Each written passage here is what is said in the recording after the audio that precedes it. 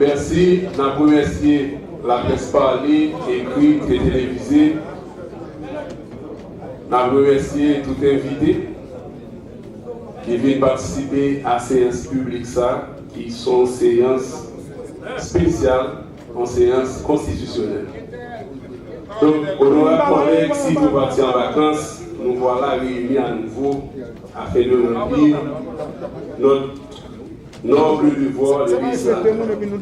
Ce retour, vous le soulignez, n'obéit point au principe de la servitude volontaire ou à des intérêts particuliers et égoïstes, mais de référence au nom constitutionnel du peuple haïtien, c'est librement donné. Le président de la République, son Excellence, M. Jovenel Moïse, nous a convoqués en effet, en vertu des articles 105 et 107 de la Constitution de 1987, et ce pour statuer sur la déclaration de politique générale du Premier ministre nommé Jean-Henri Séné. Faut-il par ailleurs souligner le qualificatif nommé compte tenu du fait que, sous ce régime constitutionnel, seul le vote du Parlement confère légitimité et plein droit à ce titre et qualité de Premier ministre. Chers collègues, je ne sais pas si vous avez bien analysé la conjoncture, sinon je dois attirer votre attention, parfois distraite par la poursuite de querelles stériles, que leur imbrication positive peut participer à ralentir, certes, à côté d'elle, la crise haïtienne s'achemine à vive allure vers l'issue fatale. L'effondrement de notre État-nation. La stagnation de l'économie, l'immigration des jeunes, le banditisme et les émeutes populaires périodiques en sont, entre autres, de criants indicateurs. En d'autres termes, que nous n'avons plus le temps, à peine la situation de notre cher pays se retrouve à un tel niveau de dégradation que nous, les dirigeants, devrions travailler sans relâche afin de trouver des solutions adaptées à nos problèmes. Nous devons impérativement partir à la recherche du temps perdu et de rattraper les occasions manquées. Nous ne devons plus continuer à décider de notre disparition. Les récents émeutes,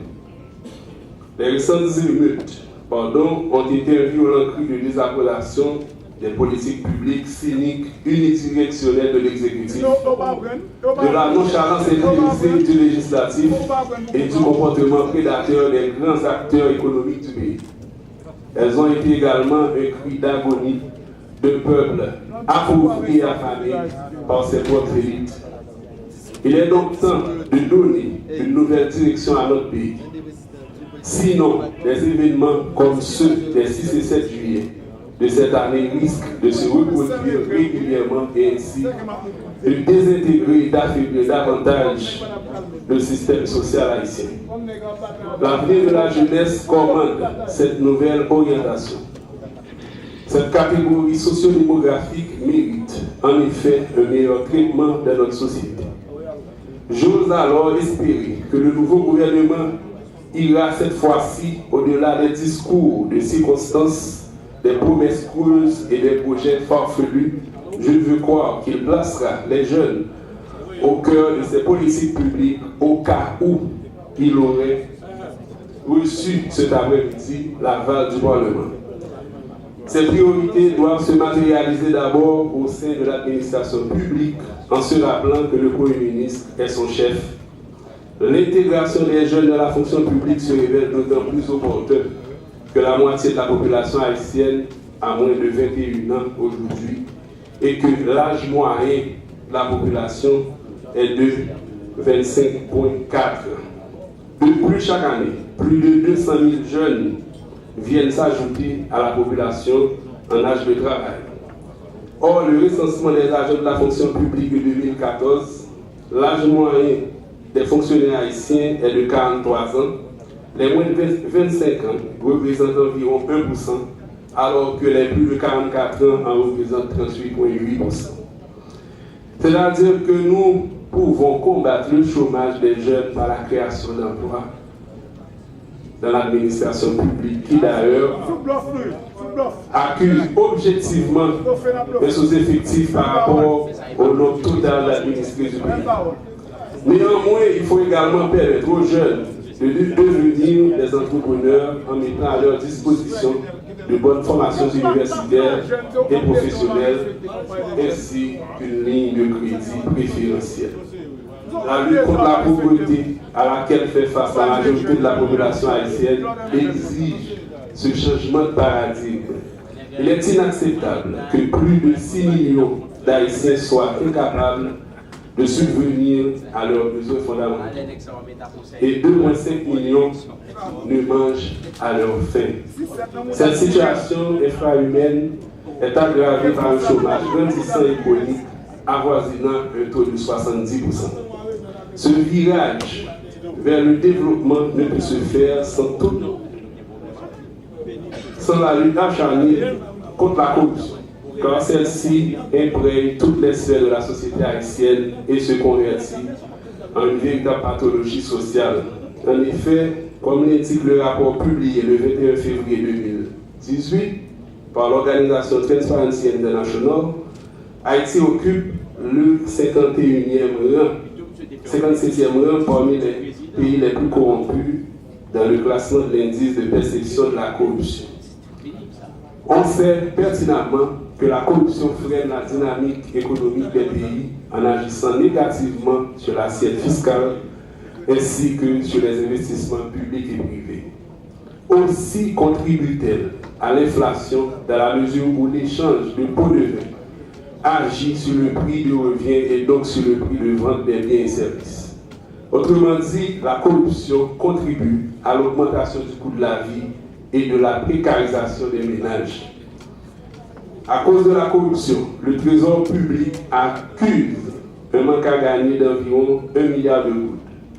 L'État haïtien n'arrive toujours pas à collecter plus de 500 millions de dollars à cause de la contrebande pratiquée, notamment sur la frontière haïtiano-dominicaine.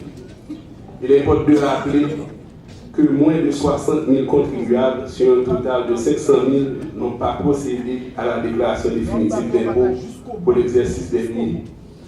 La récente valse de nouveaux ministres nommés à la DGI à une heure tardive récemment afin de corriger les acquittés de leur redevance fiscale témoigne du malaise haïtien. J'en profite pour un rappel à une enquête sérieuse sur l'utilisation des fonds pétro-caribés dont la clameur publique estime qu'il a été ignorément dilapidé.